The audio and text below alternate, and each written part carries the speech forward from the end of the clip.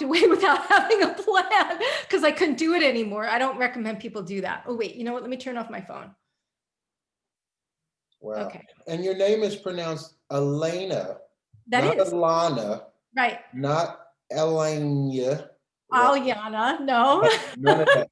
None of that, Alaina. None of that. Because even with Ace, people go, so is it ice? I said, no, it's Ace. Is it spelled I-C? No. Is it spelled Ace. A-S? No, it's Ace, like an Ace card, A-C-E. Anyway, I'm going to open the show. Hey, hey, hey, what's up, mans and womans? Welcome to the Ace Micheals Show. I'm Ace Micheals. Happy to have you here with me as always. I'm going to just go out on a limb and presume that we're still going through the pandemic. And if we're out of the pandemic by the time this show airs, I'm going to say that we're still going through the pandemic fallout, which there will be if it's not already. And during all of that, I want to say to you personally, try not to look at the bad sides of things. Try to look at the potential for this to be a growth opportunity. Whatever it is that you wanted to do in your life, you've got to look at it this way. Life has kind of given you a fresh restart that you could say, now, you know what? I'm leaving the job at the bank and I'm going to go ahead and go for my dream as a fiddler maker because the world needs fiddler makers. And if you like what we're talking about today, we have a show all the time. Just make sure you subscribe. There's a link below. Share, follow, click that little notification bell. And that way, every time there's a new show, you'll know about it and you can join in and do that. I want to thank our sponsors as well. My guest today, dun, dun, dun, I'm going to let her tell her story. Welcome to the show, Alaina Swartz. Thank you so much, Ace. It's such a delight to be here. It's my pleasure to have you. I love what you stand for and what you're going for. Those are two big things to me. What do you stand for and what you're trying to do, you know? So, but tell the audience, give us the backstory first, because you have a very interesting backstory. Thank you. Yeah, I started out as a lawyer in the music industry for 18 years. And, I had a multiple six-figure practice, so I was very successful at doing it. And my career culminated as me being the executive vice president of the largest independent music company in the world at the time. And when I got to that position, I was actually never more miserable in my life. Although I then became more miserable after that. Right, but right, exactly. There's always more misery to go around, people. If you want it, there's always more to be had. Exactly. Yeah. And I kept asking myself, is this it? Is this all there is? Like, it just felt like there should be more meaning, more fulfillment, and I wasn't experiencing it. And it started to make me very physically ill. And I was starting to realize that I was not living my purpose, that what I was living was my parents' agenda, my parents' ideal of what they wanted me to do. And I was finally able to own that and go, wait, this isn't what I'm meant to be doing. No wonder I'm miserable doing this, but what am I meant to be doing? And because I was so physically ill from it, and I had a really deep financial runway, I just walked away from it without a plan. I left in the middle of it without a plan, which I do not recommend for anybody. Get a plan first. And what ended up happening is that I smacked right dab in the middle of what I call a dark night of the soul, which some people might call a midlife crisis. And it did happen to me in midlife, but for many people, it happens at all different ages from, 30s to 60s and on. And all the structures of my life fell apart. So I went from having a really sweet nest egg to being almost $100,000 in debt. My marriage fell apart. As I said, I moved out of New York City, gave up my identity as a lawyer, lost a lot of friends, had difficult relationship with my son, sort of this confluence of events that led to a deep, dark place for me. And I learned a lot of tools and techniques because I was in this living hell, or it felt like a living hell, that actually helped me rewire my brain and come into a woke state. And in the process of that, I hired a purpose coach to figure out, what the hell am I supposed to be doing here? How am I supposed to be serving people? And it came clear that I help actually people live their dreams. So I work with entrepreneurs and leaders and help them first and foremost scale their impact, but create time and money affluence in the process, time and money freedom. Because we've gone from these, many of us have gone from having these corporate gigs to becoming our own bosses, to having the same experience we did in corporate America, except now it's for ourselves, right? Where we're working all the time, we're not really able to scale to the next level. Uh, and, so I help ensure that people can really do that and do that with so much more ease and flow. So let me ask you a question. The first thing that pops into my head is the word why. Why were you so miserable that you decided you were going to leave this cushy job and pretty much, I'm sure, set in stone existence? You could have pretty much hung out there and been fine, right? Yep, I could Well, have. why were you so miserable? One of the things that I experience with so many of the people that I talk to is when people are not aligned with their purpose and their why, there's a discontent, like a hole inside that no matter how you try to fill it, no matter how many achievements you have, there's still this hole inside. And you can tell there's this emptiness, and you can tell there's more meaning to be had, and you're not experiencing the meaning. I'm a highly sensitive person, so I'm really sensitive to that kind of energy. And my soul was really knocking me over the head by all of this physical illness, saying, this is not it for you. This is not it. And we will just make you feel it so painfully until you get your ass up and do something about it. And that's what it really took for me to get that physically ill, for my body to crash, develop autoimmune issues, miscarry more than 3 times, for my body to crash, to go, wait a minute, I got to do something different than I'm doing, because that's the definition of insanity, right? Doing the same thing over and over again and expecting a different result. And so I'm just kind of mesmerized here, and I know there's a lot of people that will feel the same way. There wasn't an event that happened. You didn't have a car crash. You didn't overdose one day. You didn't have like a walk with Jesus. You literally just said, sitting at your beautiful oak desk, looking out over Lower Manhattan, or I don't know if that's where you want to look out over. I don't know, because I've never been to New York, but I'm going to presume, you had a very nice situation. Very sweet. Mid 6-figure gig, a mid 6-figure gig that I walked away from. And well, how did you have the courage to do that? I'm built that way. And it's a funny thing for me, because I believe in sometimes what we call choiceless choices. And choiceless choices are like, I don't have a choice any more than I do taking a hammer and smashing my toe with it, right? It's really not a choice. Of course I could do it, but why would I do something like that? And because I was getting more and more physically ill, like it was becoming harder and harder to sustain my daily being with how sick I was feeling, it was a sign to me that it was time to do something radically different, to be able to heal my body, because I was going to all kinds of, all kinds of healers, doctors, to try to heal myself, and it wasn't working. And that is my experience, is that most of the dis-ease that we have in our life, whether it's mental, whether it's physical, is really going on up here first and foremost. And when we correct what's going on up here, everything starts to line up. And that was my experience, actually. And so there wasn't necessarily a problem. Like my grandpa used to say this, and I never understood this for years. I thought it was crazy. He used to say, the only problem you have is you think you have a problem. I love that saying. And that used to frustrate me to know, like, dude, what are you talking? Of course I have a problem. I wouldn't be here talking to you if I didn't have a problem.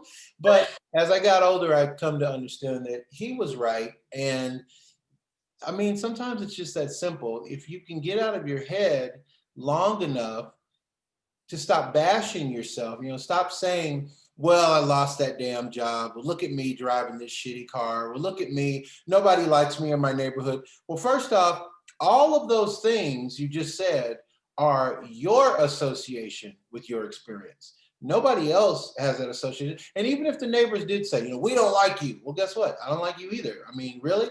So that's my 2 cents on it. So, okay, so we got the back part. Now tell us from the present to the future. So now you left the comfort zone, which is probably the best, because now you feel better, right? Are you making more money? Are you making the same money-ish? Or Yes, I am actually. I am. And the funny part about that is the sky's the limit for me now in terms of what I can earn because of what I do. And it's a completely different experience because Ace, I wake up every single day loving what I do. And I had that experience. I didn't have that experience for pretty much 18 years of my life where I never liked what I did. I mean, if you had to be a lawyer, what I did was the most interesting thing you could do, I think, being in the music industry or maybe film. But I never liked what I did. And I also never felt like I was truly being of service in a really deep and profound, meaningful way. And now I am. Now I know I help people create amazing transformation in their life. And I want to impact over, 1 million people. And I know I do that, not just from the people that I touch through things like this or directly working with me, people who directly work with me, but also the people, who do work with me because they're mission driven also. So they're impacting their people also. So it becomes this ripple effect that allows me to impact so many more people and make a meaningful difference in the world because of the work I do. And that is incredibly fulfilling. I mean, I'd do it even if people didn't pay me for it. I love it so much. But fortunately, I get paid exceptionally well to do it. wow. So another show we're going to talk about how one manages to get a job they hate, because I don't even understand that. But okay, so let's talk People do about it all now. the time. People do it all the time. That's the crazy part about it. Wow. Okay, so the future is, tell us a little bit about, I'm going to ask you, what are the three best things about the work that you do from your perspective? Yeah. So the three best things I would say, it's kind of almost wrapped into one. Um, I really love what I love. I have a lot of business savvy. I've always been, how I got the EVP position in the first place. And I love to marry personal development with business development because I truly believe that no matter what strategy I gave you to scale your business, that if you weren't being the person who already had that successful business, if you weren't being that person in advance, because where attention goes, where your focus goes, energy grows. And so you're growing whoever you're being. And if you're $100,000 a year earner, but want to be $100,000 a month earner, you can't get to $100,000 a month from the same state of being, from the same mindset as you have now. You have to change who you're being. And so the first thing I really love is that I help people change who they're being and grow into their potential in such a huge way because I work with a lot of high achievers. And the thing that I hear consistently across the board is I feel like I'm not living up to my potential. The other thing that I really love about what I do is this creates long-term, meaningful transformation in people's lives. So not only does it impact their businesses and allow them to create a business that they love, that they really want to do, but it has a knock-on effect in every other aspect of their life, in their health. Some of my clients come to me and they're in a similar position where they're like having all kinds of health crises because of the way that they're working and the stress that they're experiencing. And it becomes a completely different experience in their health and their relationships. Like all their relationships get better, especially their intimate ones, their family relationships. They get to spend time with their family in a way that they didn't before because they were more married to their business than they were their family. So all of these things feel like they make what I do so incredibly fulfilling and satisfying for me that makes me want to do it more. Because when people move through the block of whatever is keeping them at the current level they're at, then not even the sky is the limit at that point. And they live into a richer, deeper experience of life. And I believe that's what we're ultimately here for. And so let's say, and I've got time maybe for this one last question. So let's say that I was, before pandemic, heavily involved in real estate. I had 4 deals that were coming through in the month of March, that if those deals had come through, my entire 2020 was going to be a different experience. I was going to be really, really, really, really set. And I was happy with that. And now, because of the uncertainty of the lockdowns and the vaccines and the elections and all the stuff that's going on, I'm in real turmoil. I'm behind on my payments. I'm getting calls from collection agencies now that never happened in my whole career. So how do you put me on the right path? Yeah, that's a really great question. I have a client and she started working with me right before COVID hit. Right before COVID hit. And the first 3 months of COVID, she had absolutely no income in her business and a team of 10. Mm, And what ended up happening as a result of the work that we did together, helping her level up her leadership, helping her look at challenges as opportunities. Where are the opportunities? Who would she have to be to step in and capitalize on those opportunities? She ended up making significantly more money and completely turning her team around so that her team is actually really in support of her vision. Certain team members ended up leaving, but it left her the opportunity to fill those roles with perfect 10 people for her, because the people who were there before weren't perfect 10 team members.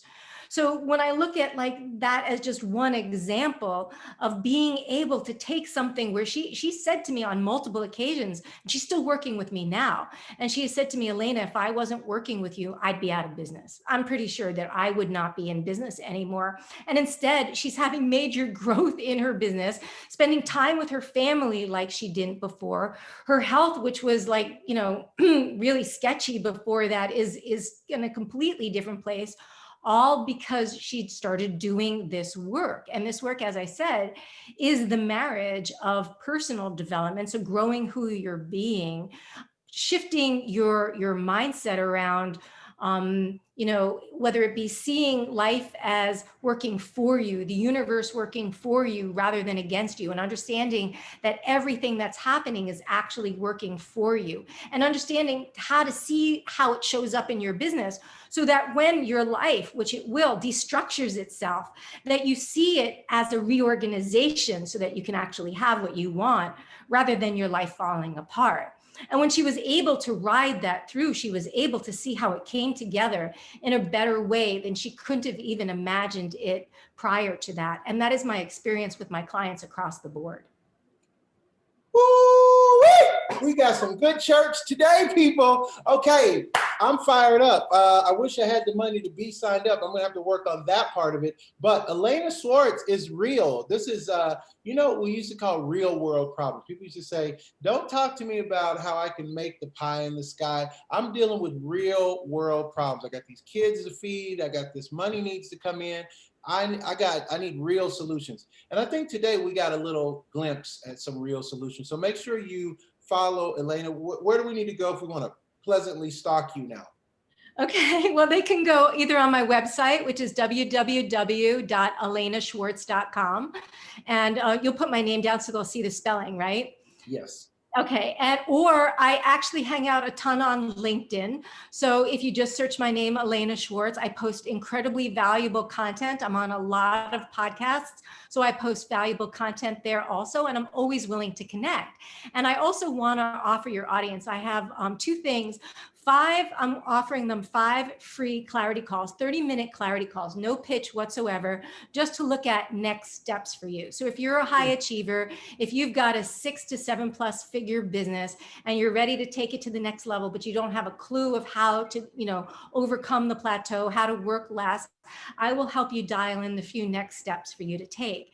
And then if you just want to experience a little more of me, if you go on my website, I also have a freebie that I offer, which is 7 hot tips to scale your business to the next 6 or 7+ figure level, working 40 hours a week or less.